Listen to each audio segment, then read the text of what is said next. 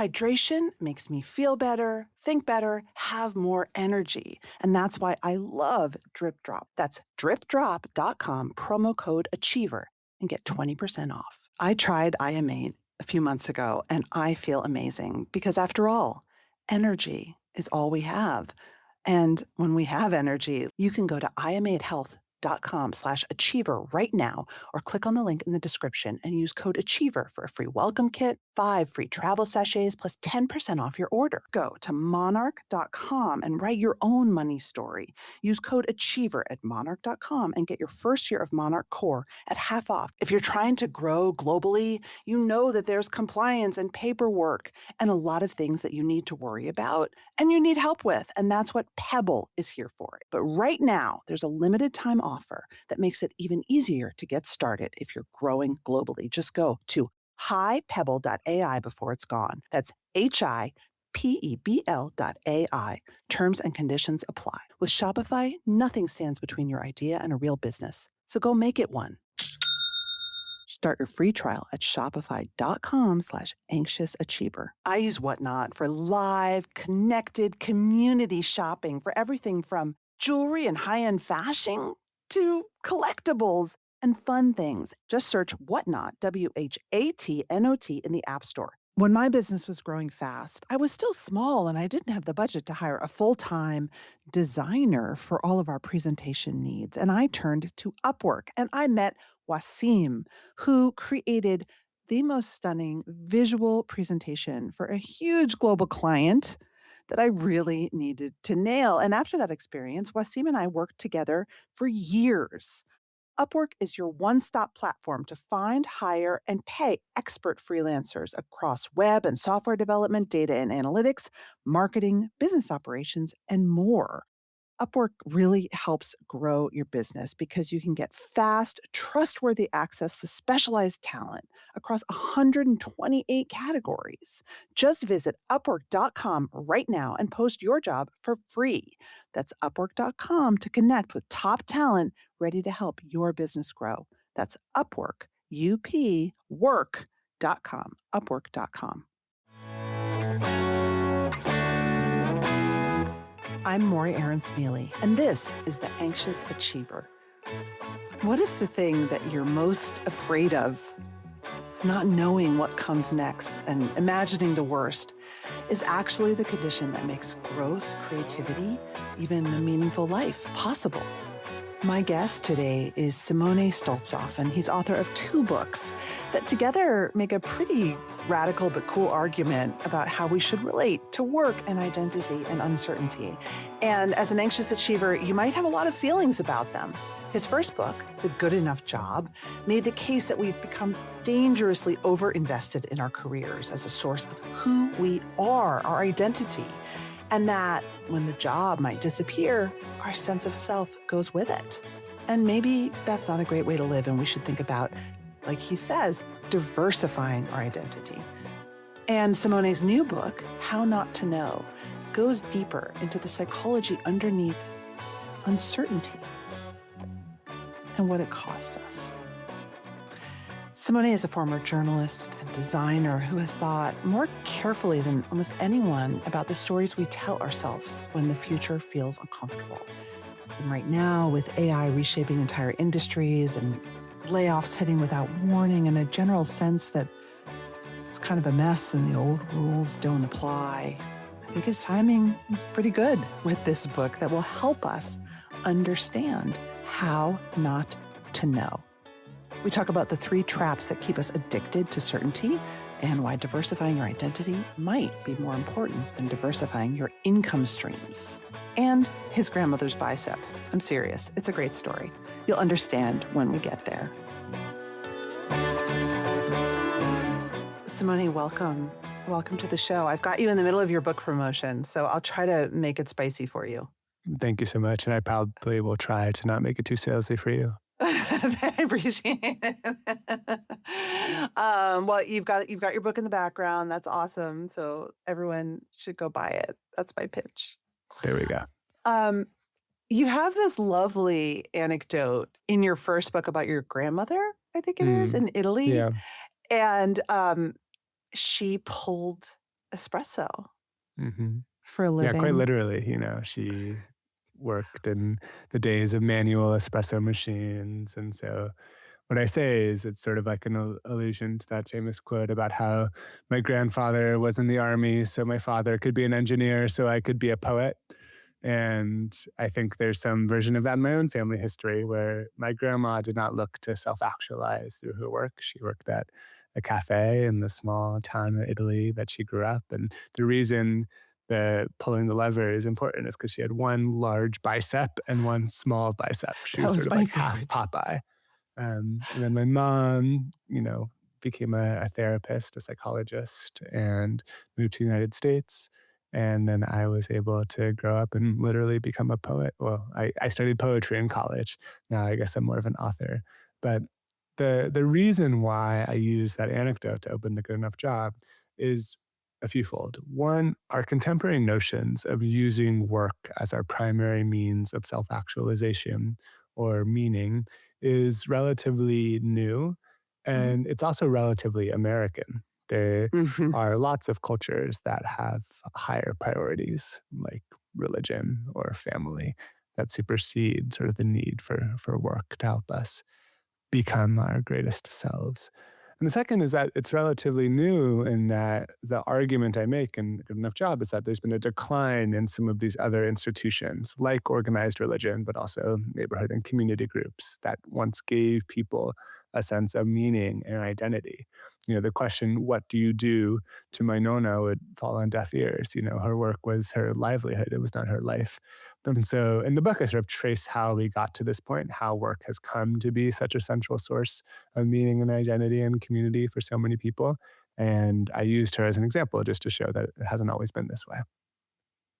It's funny. I mean, listen, I I have a lot of feelings about this argument. I studied with Robert Putnam in graduate school at Mm, Harvard.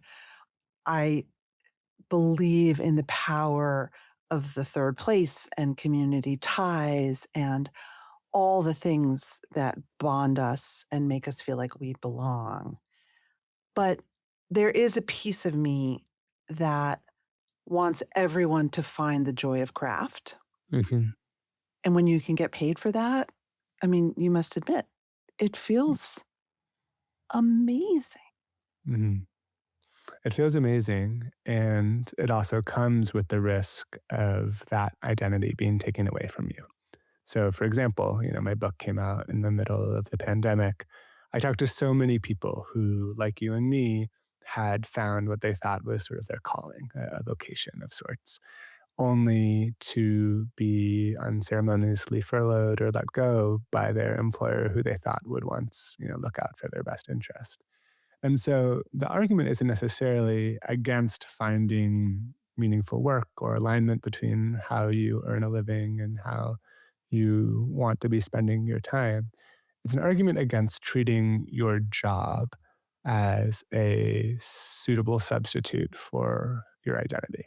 So it's not so much love for software engineering, it's the desire to see yourself as a Googler first and foremost Mhm. before you see yourself as, I don't know, a father or a neighbor or a citizen or someone who loves the craft of writing great code.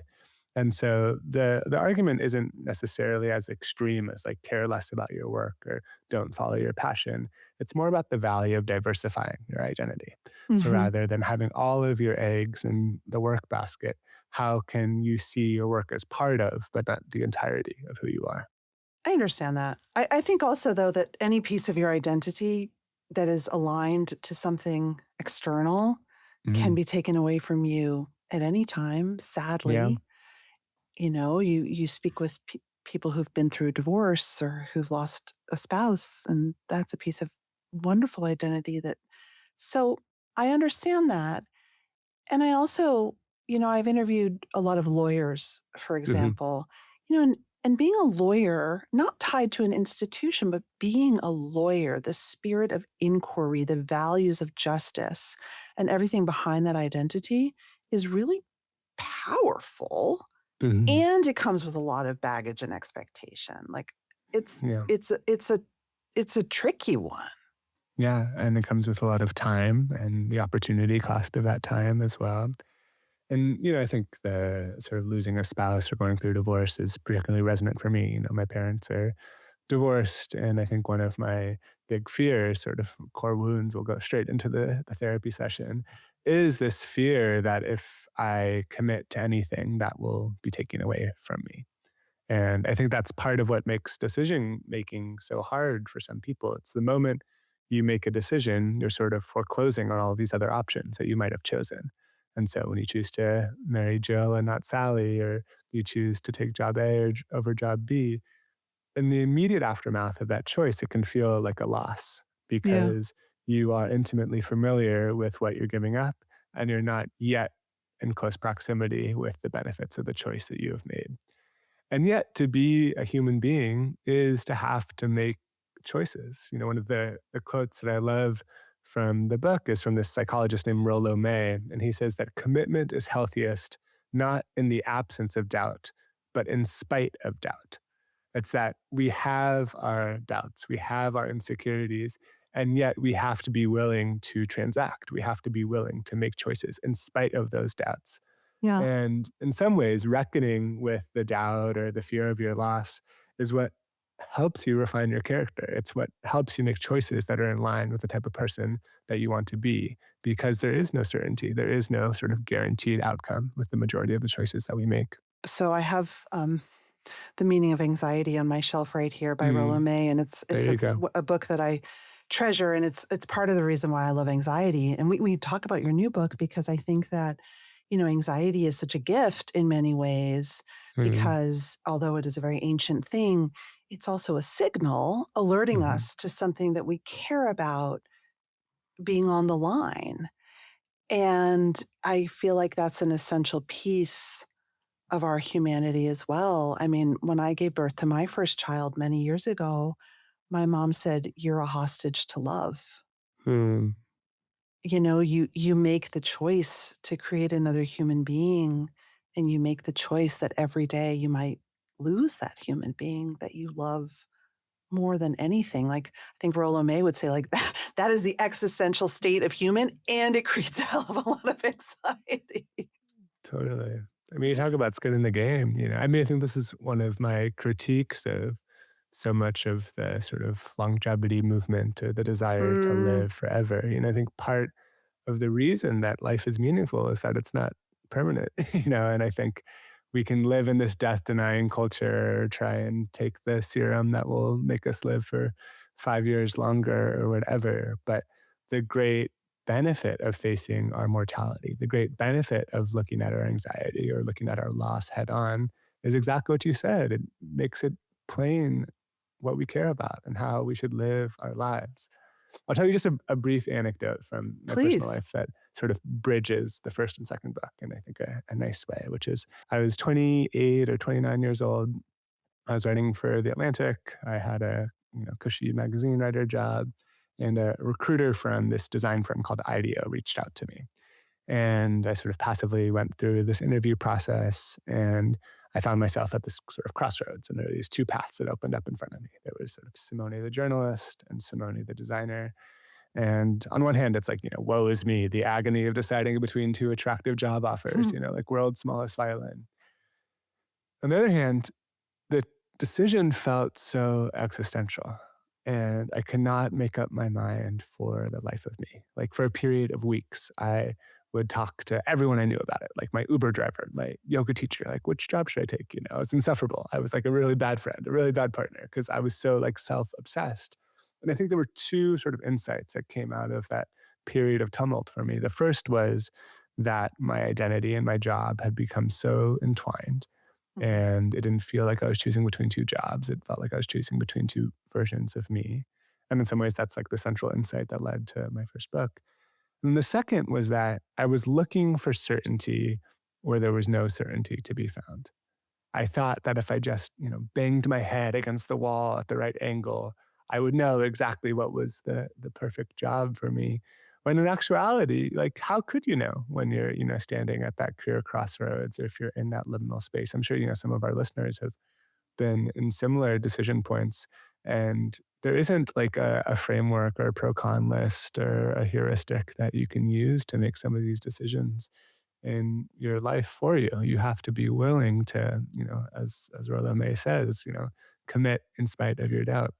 And so Hmm. that's sort of the benefit of anxiety to me. It's like I was anxious because I really cared. I really like what I Yeah, did for work mattered, what I did to spend my time mattered. But rather than thinking I needed 100% certainty before making a choice, in some ways, having to make the choice in spite of my doubt, in spite of my uncertainty, allowed me to become the type of person that I wanted to be. I love that. Um, well, I'm going to make a connection between your two books. Although I haven't read your second book, your new book, but that I thought of this morning, which is around around AI.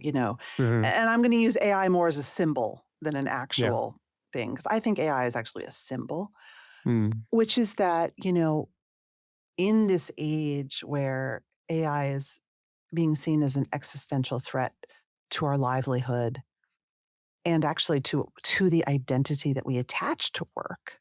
Mhm. To you, what's the through line between your first book, which is basically, what if you just had a good enough job? What if your job wasn't your whole identity? Mhm. And not knowing. Charlene Lee has a Mhm. quote I love, which is very much similar to your book. It's like, we have to learn how not to know right now. Mhm. What's your perspective having studied both? Yeah, I mean, there's like the practical origin story, which is like I'm on tour for this book about work and identity, and the most common question I get in the audience is like, "What? How should I think about my career?" Or like, "How should Well, I think about AI?" And like the is truth that is, I really wanted to the be like, most common question? Yeah, in almost every single circle, it's like almost inevitable that I get that question. And so, you can either like come up with your AI hot take or whatever, or you just throw up your hands. And in many ways, I just want to be like, I was a poetry major for God's sakes. Like, I don't know what the future of work actually looks like. But I think, there are a few connection points to me. One is in the face of an uncertain future, one of the best things that we can do is to diversify our identities. The Hmm. reason I made the case for diversification in my first book was mostly because of the looming threat of layoffs and, partially due to AI, et cetera. But you think about other industries like financial planning, for example, why is diversification like the number one piece of advice? It's because you don't know whether the stock is going to go up and Yeah. down. And so in the face of an unknown future, I believe a mindset that is able to tolerate uncertainty is more important than any strategic plan. And so you can think about what the future of your career might look like or how your industry might be impacted over the next 5 or 10 years. But really, the meta skill that I think is more important is to cultivate faith in your own adaptability, to trust in your future self's ability to course correct or to reinvent yourself or to be able to sort of bob with the changing waves. And so that's, I think, what the connection is between the two. If the first book is a permission slip to not need your work to be your identity, the second is a permission slip to not need to know all of the answers. Because any certainty about the future, by definition, is a fallacy. That's We right. don't know what's to come, even if you are the CEO of Anthropic or whatever. And so the more God comfortable laughs we when can you get make a with not plan. knowing, yeah, Yeah. exactly. Yeah. I mean, I think what I hear you saying, which I like, which is super interesting, is that we've heard a lot of advice to sort of, and I mean, I have 6 jobs, so I guess I take this advice to have a Mm. portfolio career, a diversified Hmm. career, diversified income streams, right? People are Hmm. obsessed with passive income and blah, blah, blah, your side hustle. You're not saying that. You're saying Hmm. a diversified identity. Hmm. What does Yeah. that mean? It means honoring the multifaceted aspects of who you are. Hmm. And I'm not here to prescribe exactly what identities you need to cultivate, just to say that we are all more than just workers. We exist on this earth to do more than just produce economic value for ourselves or for our corporate overlords. And so maybe that those other identities are, being a good sibling or an amateur artist or an avid traveler or a good friend. But thinking about how you can align what it is that you purportedly value or stand for with how you're actually spending your time. Hmm. The sort of like bombshell quote that framed a lot of my thinking around the first book came from Esther Perel. And she said, too many of us bring the best of ourselves to work Hmm. and bring the leftovers home. And so I wrote the book to help sort of balance the scales. Not to say that work can't be a source of identity or meaning or friends. I've certainly made some of my best friends through jobs I've had. I take an incredible amount of pleasure from the fact that I can write for a living. And yet I know that it's not all of who I am. And so the book is sort of a push to help people conceive of work as part of, but not the entirety of their reason for being. Yeah. Let's talk about money. Money isn't just dollars and cents. It's emotions, it's hopes, it's dreams, it's guilt, it's anxiety, which you know if you listen to this show. We've done episodes on your emotions around money, your money story from childhood, how to build a better relationship with your money. I have to tell you, my relationship with my money is the best it's ever been. And that's from some great therapy, some really good financial advice, and using Monarch. Monarch is where I see my entire financial picture. And it's wonderful, especially as I'm planning for college, because I can hit savings goals, I can see net worth, and I can plan net worth milestones. My favorite thing about Monarch is that most apps, and actually the way we learn to budget, it only tells you what you've already spent, right? You look back at actuals, but Monarch helps you set goals, map out big purchases, and see if you're actually on track before it's too late to adjust. So you're not just looking back and feeling guilty about what you overspent. You can say, how much did I spend on Walgreens or CVS or Starbucks? And you can say, can I afford this vacation? Big question. Write your own money story with Monarch. Use code Achiever at monarch.com to get your first year of Monarch Core at half off. It's just $50. That's 50% off your first year at monarch.com with code Achiever. In my line of work, I facilitate a lot of retreats and offsites and really, really good, I hope, sessions where people are creating new ideas and thinking and evolving. And then what happens, right? You're in these meetings and then you get back to your desk and you think, oh, I had that really good idea. What was it? Or worse, you've been heads down during a meeting, typing notes instead of actually listening. And now your brain is fried when you get back to your desk. Well, granola fixes that. You know that moment when a meeting ends and someone says, let's circle back on this next week? Everyone nods, but no one writes it down. That's why granola exists. It's an AI powered notepad built for the way real people actually meet. You take rough notes like you normally would, and in the background, granola securely transcribes the meeting, and then it turns everything into clean, structured, actually useful notes when the meeting ends. And the best part is that granola works through your device's audio, which means it integrates seamlessly into the video conferencing tools you already use. No setup, no awkward bots. Oh, those bots. If meetings are eating up your day, granola is a no-brainer, and you can try it totally free. Just head to granola.ai/achiever. That's granola.ai/achiever and get your time back. Try it for free at granola.ai/achiever. If you're growing, if you're a founder or an HR leader, hiring and scouting and developing talent is the fun part. But managing everything that comes with it as you grow globally is where things can get tricky. And that's why Pebble is there for you. If you've ever tried to hire someone globally and immediately hit a wall of paperwork and rules and approvals, you know how much red tape can slow things down. And that's what Pebble is designed to fix. It makes global hiring simple. Most companies treat compliance as something to manage around.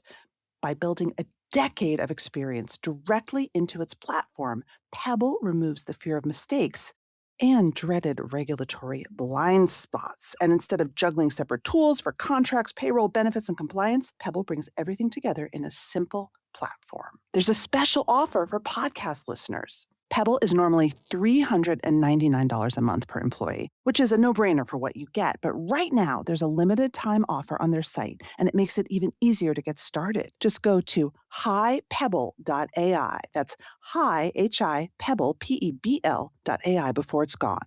Highpebble.ai. Terms and conditions apply. Let's talk about uncertainty.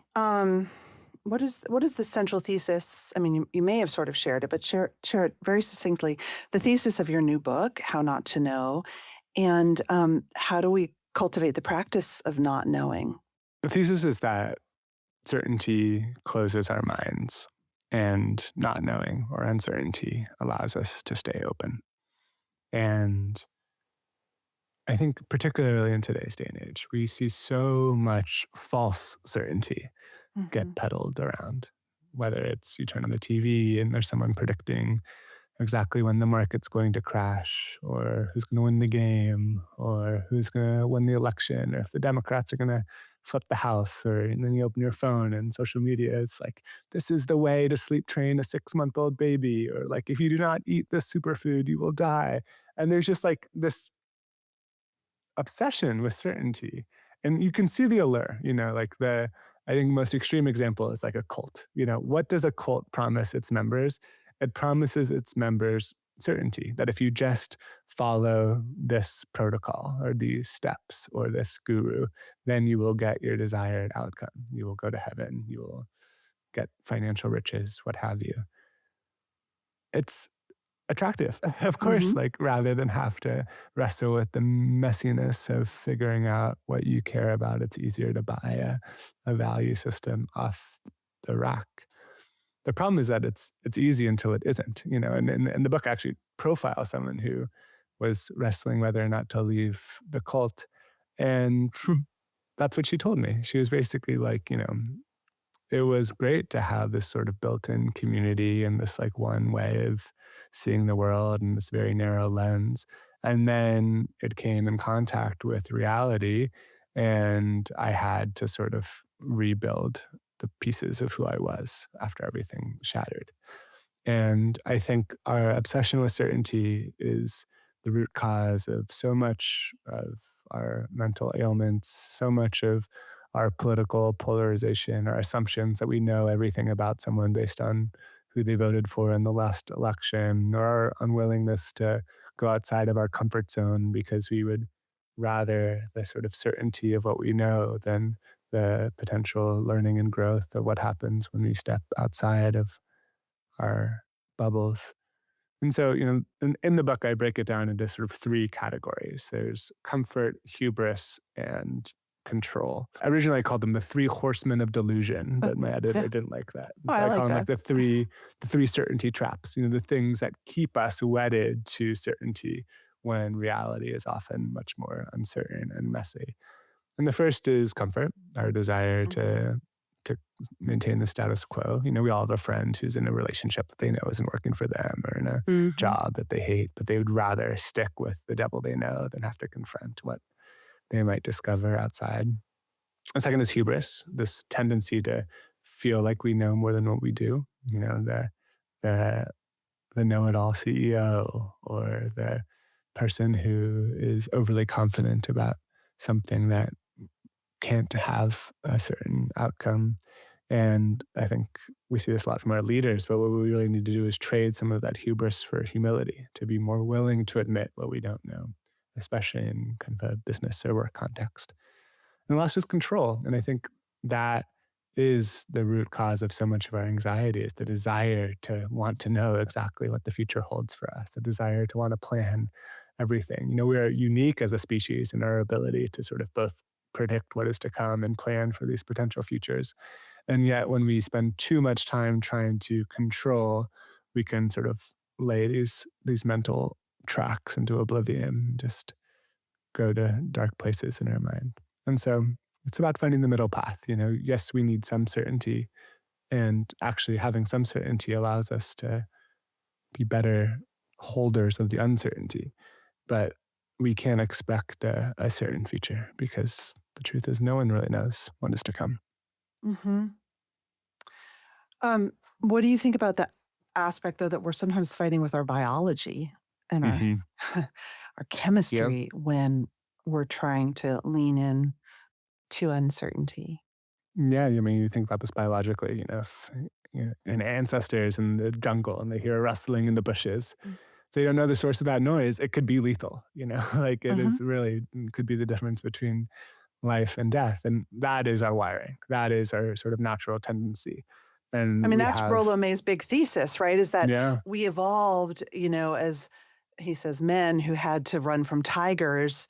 Now we have no tigers to run from, but the threat is still with us. yeah, just the next email notification. I love the feeling when Yeah. maybe you're off the grid for a day or you're camping or something. You always think that there's going to be this like incredible email that's going to change your life when you finally turn your phone back on, and it never is. But I think this fear of uncertainty is Especially if you're what. in our business, right? Yeah, totally. Oh no, the podcast got rescheduled. I think there's this fear of missing out on the threat. And Mm. that's why so often we see the false positives. We think that something is going to be existentially threatening when it's not actually. And what I'm trying to push people towards is, treating uncertainty as both the source of threatening fears, but also the source of opportunity and possibility. And Yeah. unless we are willing to confront our uncertainty, we'll never discover what lies on the other side of our fear. It comes back to anxiety too. Like uncertainty is uncomfortable for a reason. If you're uncertain about whether the car is going to crash, it might incite you to put on your seatbelt. But we can't let that fear stop us from entering the arena, stop us from actually living our lives. And so it's not about trying to banish anxiety or uncertainty from our minds as much as learning to live with it. Yeah. It's a mindset shift. There's a metaphor that I liked that I learned while working at IDEO, which is that being a leader, being a human being, I'll say, is like being on a rowboat on a lake that's shrouded in heavy fog. Hmm. And you might not be able to see very far in front of you, or you might not be able to know exactly where you'll end up. But your job is to keep rowing. And it's through that action that the anxiety gets absorbed. It's through that action that the clarity begins to emerge. And what we need to do is we need to cultivate the faith that will, eventually reach land, so to speak.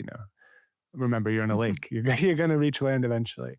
And you can't let, that fear of not knowing exactly where you'll end up stop you from trying.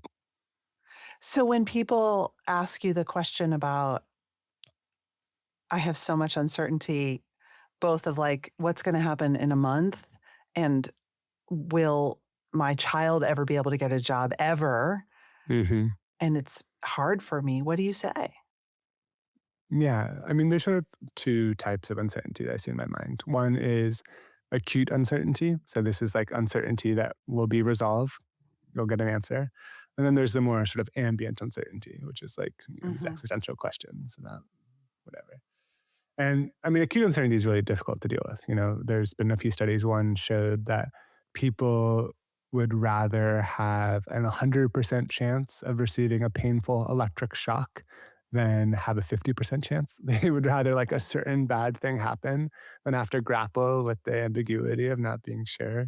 Another study of breast cancer patients found that the period of time between when you get a biopsy and you get the results of the test is often the hardest part of the entire breast cancer journey for patients, harder than chemo, harder than surgeries. It's the not knowing.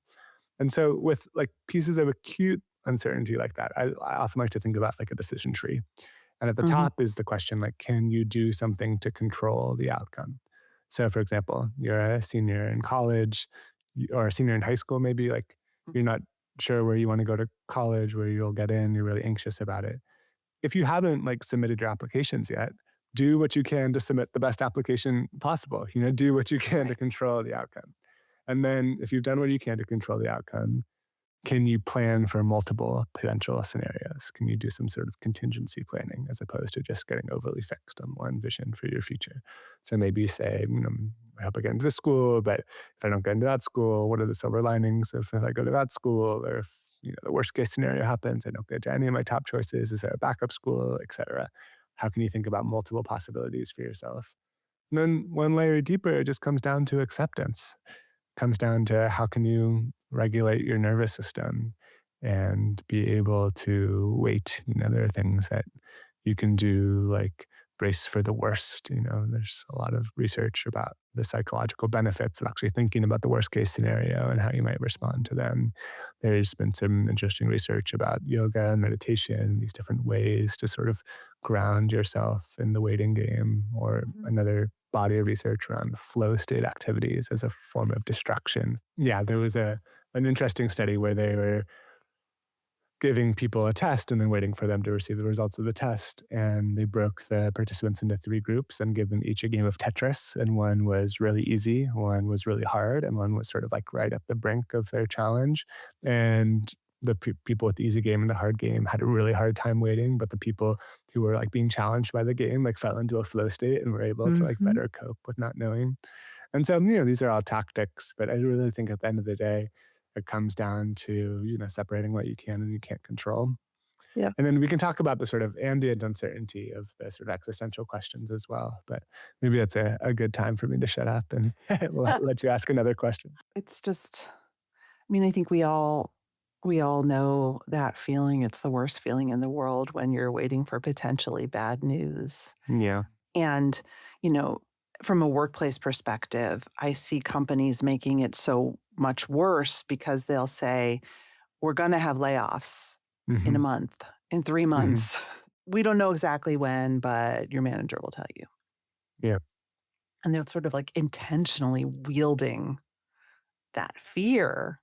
I Hmm. never understand why I mean, I understand why they do it from a corporate perspective, but I feel like intentionally giving people the threat of terrible news over a long period of time is like that's torture for us. So, Hmm. what's your advice? What's your advice for the millions of people out there today who are like, okay, am I gonna, that maybe not millions, thousands certainly in this country who Hmm. are like awaiting a layoff, maybe in 1 month, maybe in 4 months. Will they be one or will they not be chosen? Yeah, I think my most basic advice is to try and take a little agency back from the universe. Hmm. Find something that you can control, whether that's inside or outside of the realm of your professional life. So inside me, maybe rather than just, stick your head in the sand and fret about some of these AI tools, is there a way that you can try to use them yourself or get a little bit more proximate to the source of your fear? There's an image from a movie that I often think about is Milk, the movie about Harvey Milk, and Hmm. he gets all these death threats, and he decides to like put the death threats up on his refrigerator.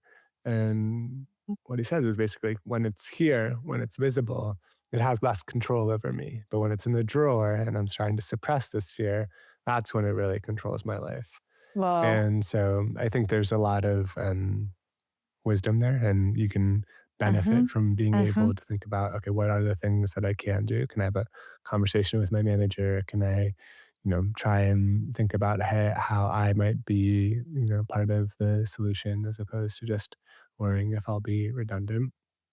Outside of our life, there are realms of our life that we can shore up our anchors. That's one piece of advice I give often, is like find the things that will remain constant amidst all that is changing.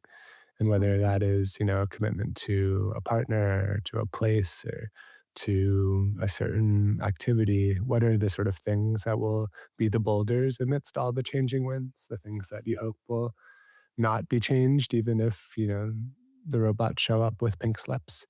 Um, and then the last part is just like, it's a Buddhist concept, but just thinking about the next right action, just thinking Hmm. about what is the one step in front of you as opposed to sort of the spiraling thoughts of everything that could go wrong.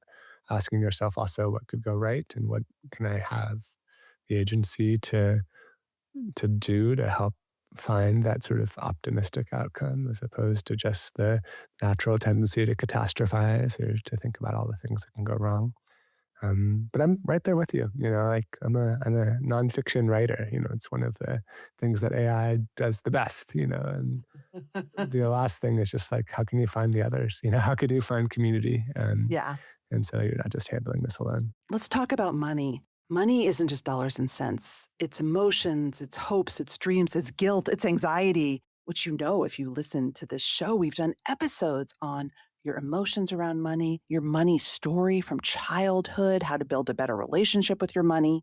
I have to tell you, my relationship with my money is the best it's ever been. And that's from some great therapy, some really good financial advice, and using Monarch. Monarch is where I see my entire financial picture. And it's wonderful, especially as I'm planning for college, because I can hit savings goals, I can see net worth, and I can plan net worth milestones. My favorite thing about Monarch is that most apps, and actually the way we learn to budget, it only tells you what you've already spent, right? You look back at actuals, but Monarch helps you set goals, map out big purchases, and see if you're actually on track before it's too late to adjust. So you're not just looking back and feeling guilty about what you overspent. You can say, how much did I spend on Walgreens or CVS or Starbucks? And you can say, can I afford this vacation? Big question. Write your own money story with Monarch. Use code Achiever at monarch.com to get your first year of Monarch Core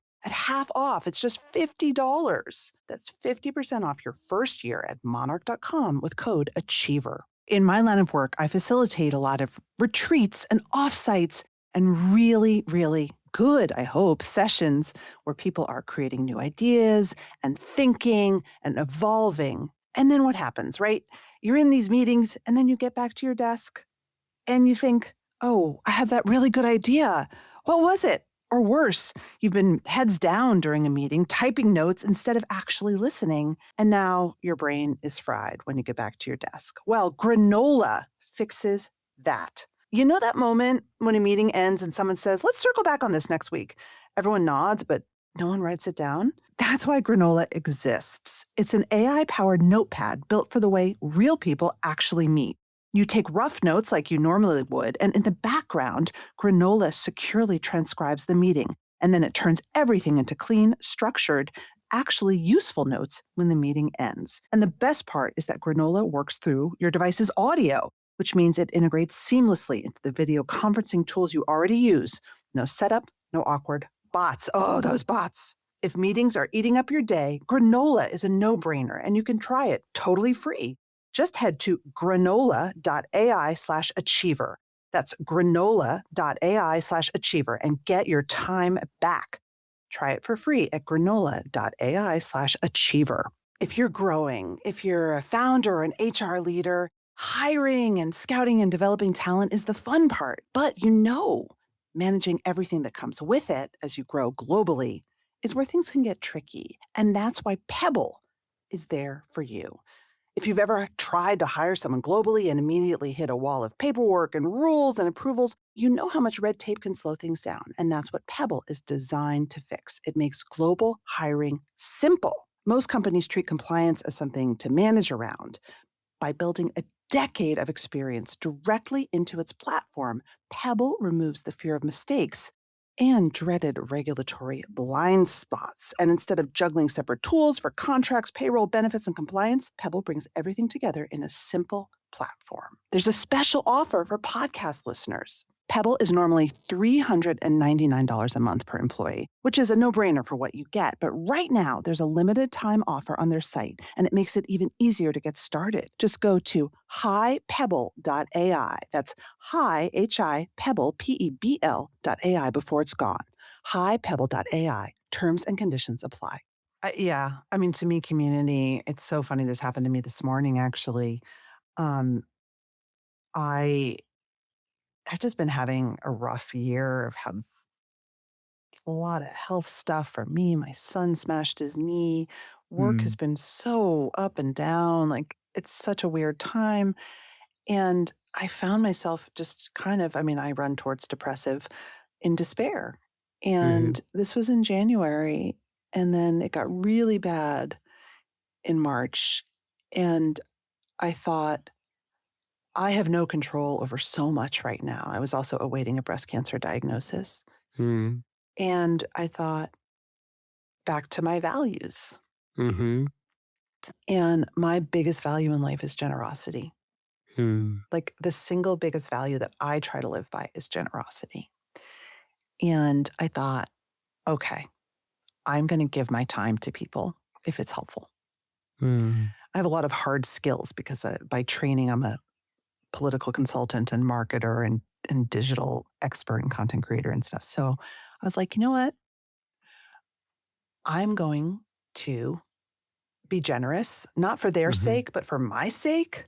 Mm. and I realized, and I only realized it like this morning, because of an offer of help I gave to people. Like, I think that whatever we can do to align with our values and take some action. I mean, this is classic acceptance and commitment therapy, right?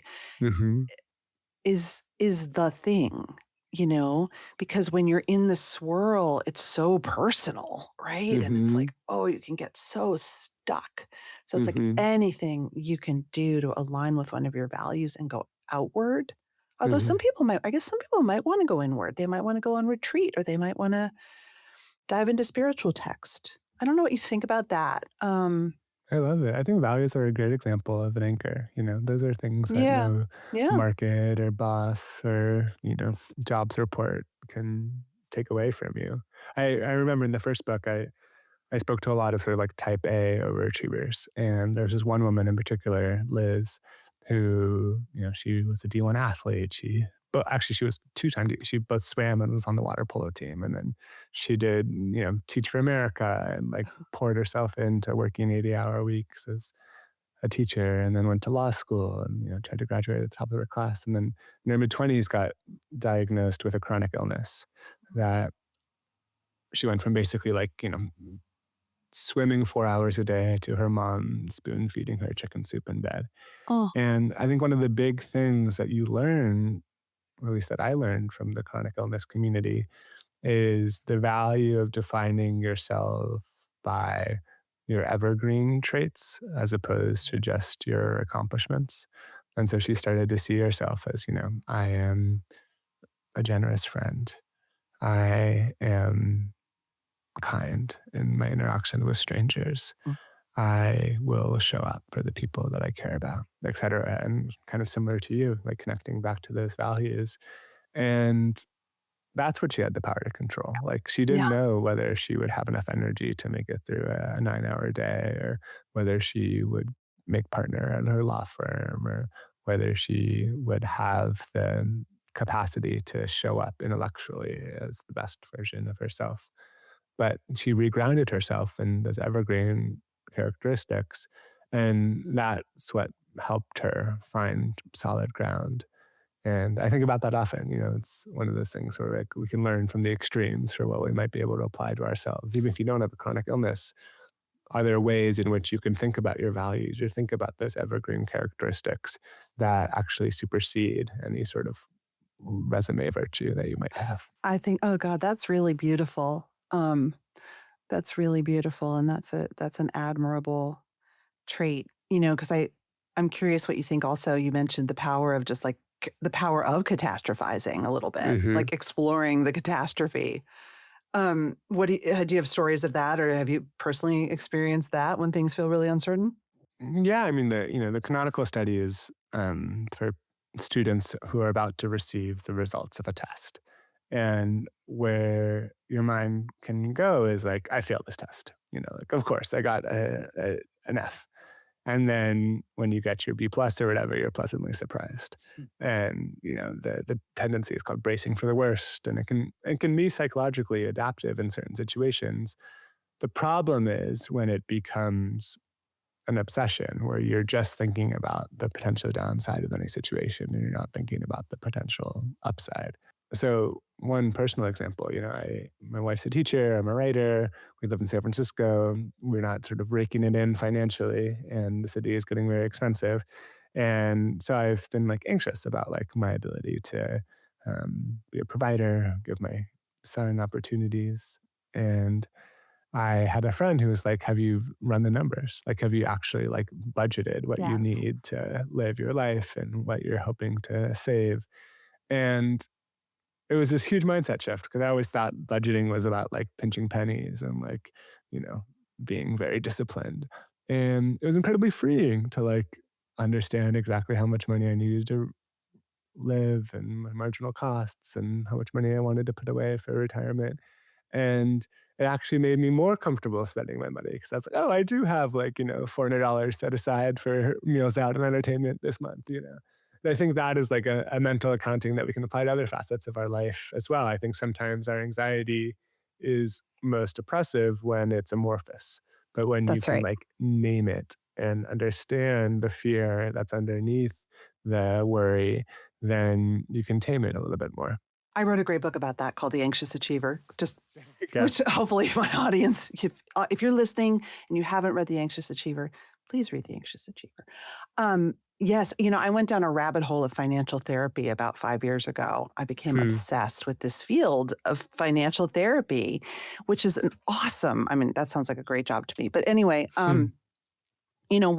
one of the things that financial therapists are very big into is actually looking at the data, Hmm. because I don't know about you, but like I'll feel poor. Just Hmm. sometimes I feel poor because I went out to dinner with someone who's rich, or like, which I'm sure in San Francisco happens all the time, Yeah. or I like check my stocks, or I read a newspaper headline, Hmm. or I got rejected for a speech.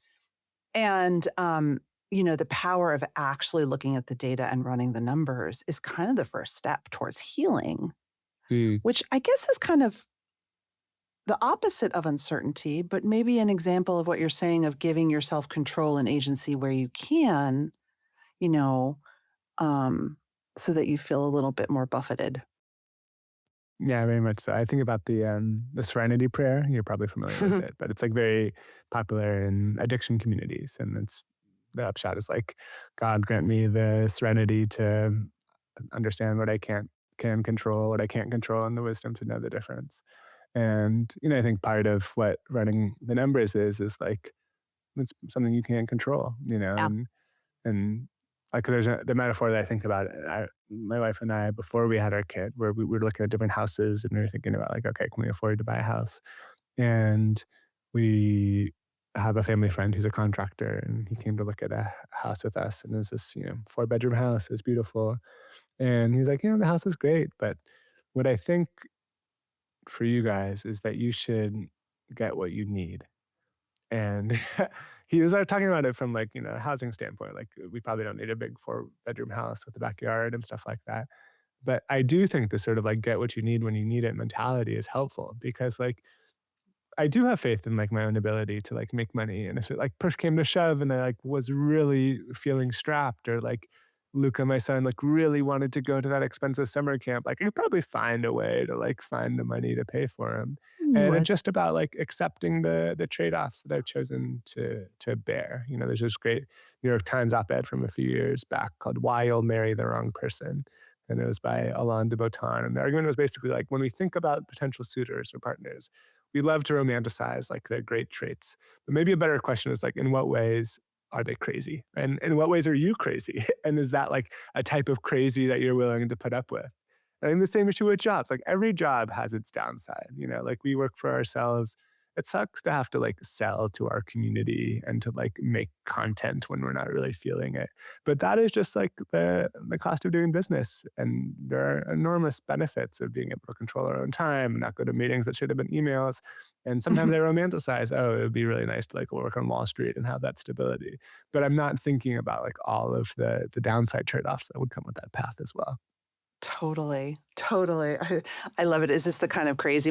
I'm celebrating my 20th wedding anniversary this year, so I will definitely attest to the power of like, is this the crazy I can live with, or is it Yeah. not? My mom's best friend Marcy, growing up, who Mm, was very wise, would always say, when you're thinking about a husband, you need your non-negotiables and your mm, negotiables.